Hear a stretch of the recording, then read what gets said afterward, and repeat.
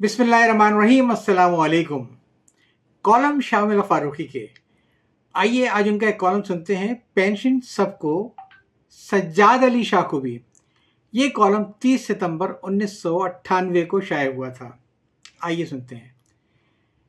कराची के एक मारूफ रोजनामे ने खबर दी है कि ऑडिटर जनरल पंजाब ने पेंशन के तमाम मामलात 7 दिनों में निपटाने के अहकाम जारी किए हैं।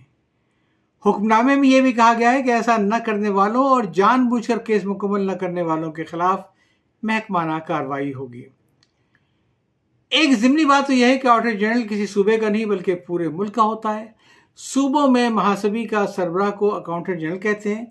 लिहाजा अगर कोई ऐसा हुक्म जारी हुआ है तो उसे या तो ऑडिटर जनरल पाकिस्तान ने किया होगा या अकाउंटेंट जनरल पंजाब ने। बहरहाल जिस किसी ने भी ये हुक्म जारी किया है वो हदिया तबर्रुक का मुस्तहिक है। उसे कम से कम हुक्म जारी करने की हद तक ये ख्याल तो आया कि रिटायर्ड सरकारी मुलाजमीन को पेंशन भी मिलनी चाहिए।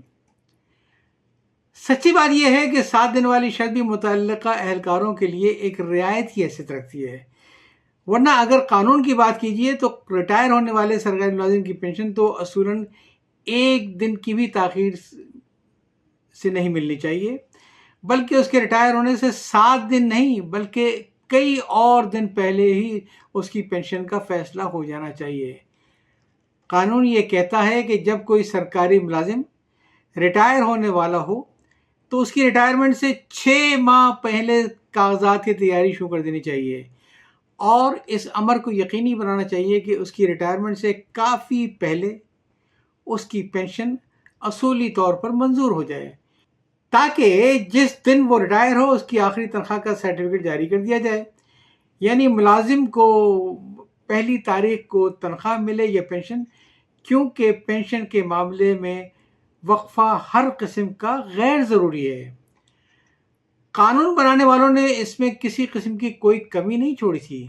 कानून की किताबों में तो ये भी लिखा है कि अगर किसी सरकारी मुलाजिम की मुलाजमत के कुछ कागजात वगैरह की अदम दस्तयाबी की वजह से उसकी पेंशन मंजूर होने में ताख़ीर का इम्कान है तो मजाज ऑफिसर उसकी पेंशन का 80% बतौर मुतवक्को पेंशन, एंटिसिपेटरी पेंशन मंजूर कर देगा। लेकिन क्या कोई सरकारी महकमा अपने कागजात के ज़रिए साबित कर सकता है कि पाकिस्तान की 50 साल की ज़िंदगी में एक बार भी इस कानून पर किसी ऑफिसर ने अमल किया हो? हमें यकीन है कि कोई एक भी ऐसा वाक़या पेश नहीं आया। तो फिर इस 150 साला कानून का फ़ायदा? बात सिर्फ कानून बनाने और अहकाम जारी करने से नहीं बनेगी। असल बात यह है कि इन अहकाम पर अमल भी कराया जाए, और ये कोई मुश्किल बात नहीं, क्योंकि अगर कोई मुलाजिम अपनी पेंशन के मामले में ताख़ीर की शिकायत करेगा तो मजाज अथॉरिटी और ऑडिटर जनरल या मुतल्लिका अकाउंटेंट जनरल कागजात मंगाकर ख़ुद देख लेंगे कि ताख़ीर किस मरहले पर हुई। इसकी ज़िम्मेदारी का तयन बहुत आसान है, क्योंकि कागजात खुद ही बता देंगे कि गैर ज़रूरी ताख़ीर कहाँ कहाँ और कितने कितने दिन हुई। जब ज़िम्मेदारी का तयन हो जाएगा तो मुतल्लिका अहलकार या अहलकारों और अफसर या अफसरों को ऐसी सज़ा दी जाएगी कि दूसरों के लिए निशाने इबरत बन जाएं। इस अम्र में अहलकारों या अफसरों की एसोसिएशन को भी भरपूर ताउन करना चाहिए, क्योंकि आज या कल उनमें से भी हर शख्स को रिटायर होना है। अगर ऐसा हो गया तो सिर्फ चंद महीने के अंदर अंदर कोई शख्स ऐसा नज़र नहीं आएगा जिसे अपनी पेंशन न मिलने का गिला हो। एक नई लानत सियासी बुनियाद पर पेंशन रोकने की सज़ा देने से शुरू हुई है। मोहतरमा बेनज़ीर भुट्टो की वज़ारत उस्मा के ज़माने में ये लानत शुरू हुई थी। वो किसी से नाखुश हुई, उसकी पेंशन की फ़ाइल को मंगवा कर अलमारी में फेंक कर उसे पैगाम दिया, होश चुभो गन्ने। इस ज़िम्न में सबसे नुमाया नाम जस्टिस रिटायर्ड नसीम हसन शाह का था। हमें नहीं मालूम इस इरादी ताख़ीर में जनाब जस्टिस सज्जाद अली शाह का भी हाथ था या नहीं, लेकिन ये बात वाकई काबिल अफसोस है कि अगर इस लानत को आज भी दोहराया जाए। जस्टिस रिटायर्ड सज्जाद अली शाह ने चंद दिनों पहले गालिबन एक अखबारी इंटरव्यू में हुकूमत और मौजूदा चीफ जस्टिस को इल्ज़ाम दिया है कि उनकी पेंशन के मामले इल्तवा में पड़ा हुआ है। अगर इसमें 1% भी सच्चाई है तो ये इंतहाई अफसोसनाक सूरत हाल है। गुज़िश्ता दिनों सज्जाद अली शाह साहब और सुप्रीम कोर्ट के मुतअद्दिद दूसरे जजों के दरमियान, फिर سجاد علی شاہ صاحب اور حکومت کے درمیان جو کچھ ہوا اس میں زیادہ قابل الزام اس کالم نگار کی رائے میں خود سجاد علی شاہ صاحب تھے۔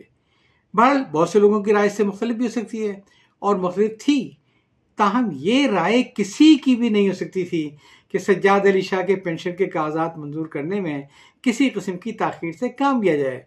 یہ ظلم ہے، بلکہ انتہائی ظلم ہے۔ اگر بے نظیر نے یہ ظلم کر کے اپنی خفیف الحرکاتی کا ثبوت دیا تو اس کا مطلب یہ قطعی نہیں ہے کہ اب نواز شریف بھی اسی قسم کے ظلم کریں۔ ہم نے تو بہت اچھے دن بھی دیکھے ہیں، لہٰذا اب ایسے دن دیکھ کر بہت تکلیف ہوتی ہے۔ اس موقع پر مجھے ایک واقعہ یاد آیا کہ فیلڈ مارشل محمد ایوب خان کے دور صدارت میں مشرقی پاکستان کے گورنر عبد المنعم خان اور چیف جسٹس ایس ایم مرشد کے درمیان اختلافات پیدا ہوئے جو وقت گزرنے کے ساتھ ساتھ شدت اختیار کرتے گئے۔ آخر یہ طے پایا کہ گورنر اور صوبائی چیف جسٹس میں سے کسی ایک کو جانا ہی پڑے گا، اور یہ کوئی نئی بات نہیں ہے۔